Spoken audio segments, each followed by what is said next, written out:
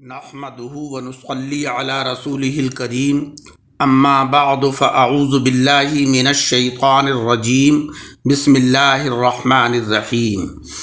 سامعین اکرام، اللہ رب العزت کے نزدیک سب سے باعزت اور باوقار بندہ وہ ہے کہ جس کا ظاہر بھی اچھا ہو اور اس کا باطن بھی بہتر ہو۔ آخرت کی سرخروئی اسی کے نام ہے کہ جس کا ظاہر و باطن شریعت مطہرہ کے مطابق ہو۔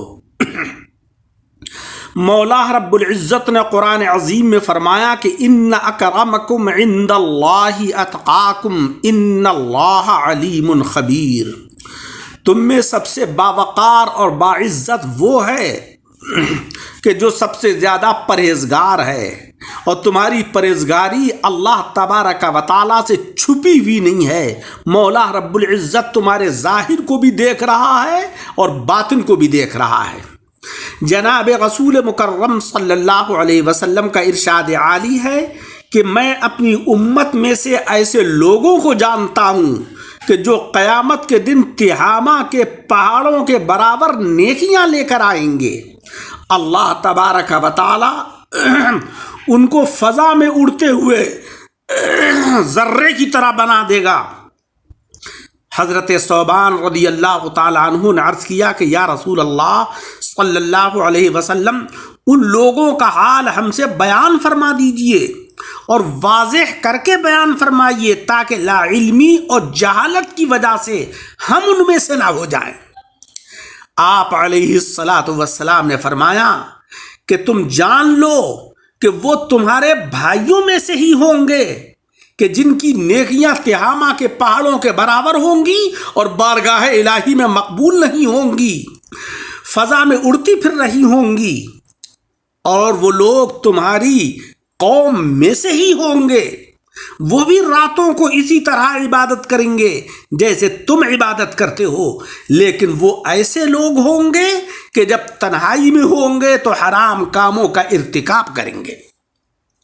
یعنی ظاہری طور پر تو وہ ایسے معلوم ہوں گے کہ جیسے شریعت مطہرہ کے متبعین ہیں، شریعت مطہرہ کی پیروی کرتے ہیں، ان کا زندگی کا کوئی لمحہ جو ہے وہ شریعت کے خلاف نہیں گزرتا، لیکن جب وہ لوگوں کی نظروں سے پوشیدہ ہوں گے، تنہائی میں ہوں گے، تو پھر شریعت مطہرہ کی پامالی کریں گے، ان کی زندگی جو ہے وہ شریعت کے خلاف گزر رہی ہوگی۔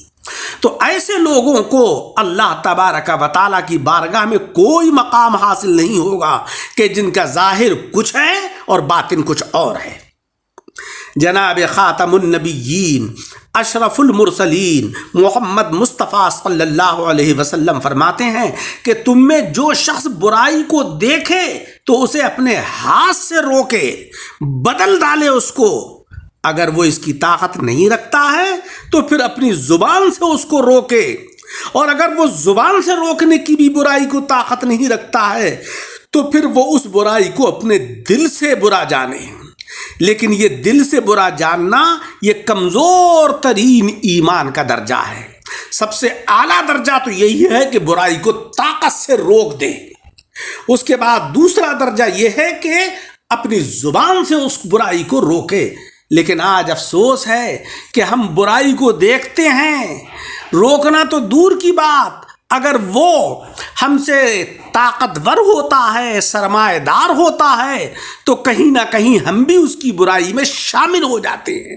بڑے افسوس اور بڑے صدمے کی بات ہے کہ آج ہم برے کو برا نہیں کہتے اور حق اور سچائی کو سچا کہنے کے لیے تیار نہیں ہیں۔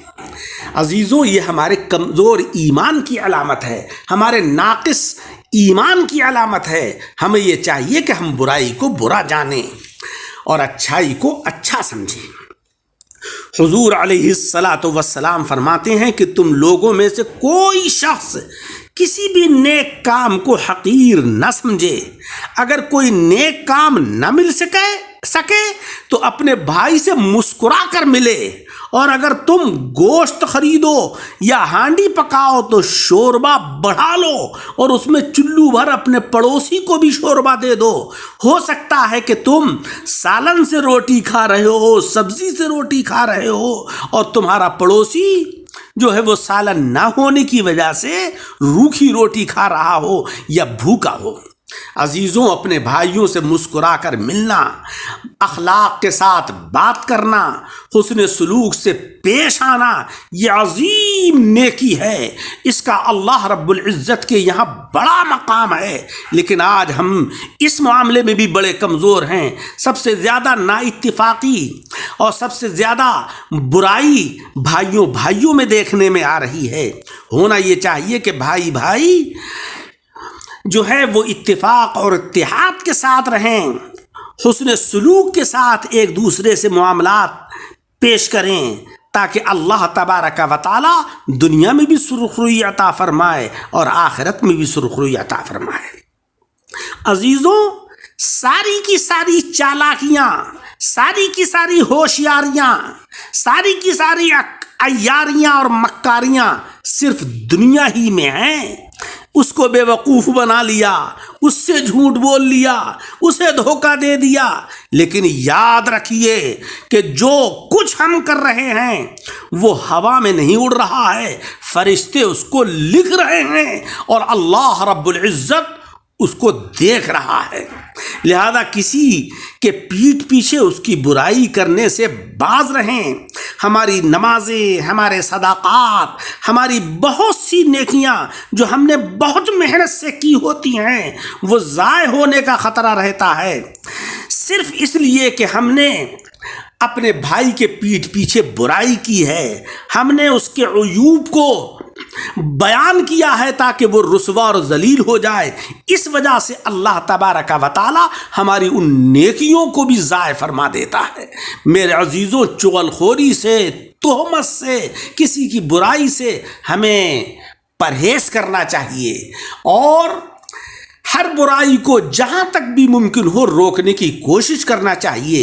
اسلام کے اندر اصلاح کا بڑا مقام ہے۔ اللہ رب العزت نے قرآن عظیم میں ہمیں خیر امت قرار دیا ہے، اس لیے کہ ہم لوگوں کو اچھائیوں کا حکم دیں اور برائیوں سے لوگوں کو روکیں۔ لہذا ہمیں ہمارے اندر یہی جذبہ اور سلوک ہونا چاہیے۔ لیکن سب سے پہلے یاد رکھیں کہ اپنی اصلاح کریں، اپنے گھر کے لوگوں کی اصلاح کریں، اپنے خاندان کے لوگوں کی اصلاح کریں، انہیں راہ راست کے اوپر لائیں، بات کو دوسروں کی اصلاح کی کوشش کریں، تاکہ اصلاح کا جو پیغام ہے، ہدایت کا جو پیغام ہے، وہ اپنے گھر سے جاری ہو۔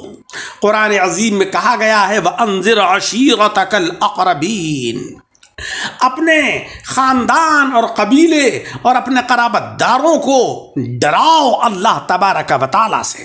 مولا رب العزت مجھے اور آپ سب حضرات کو عمل کی توفیق عطا فرمائے۔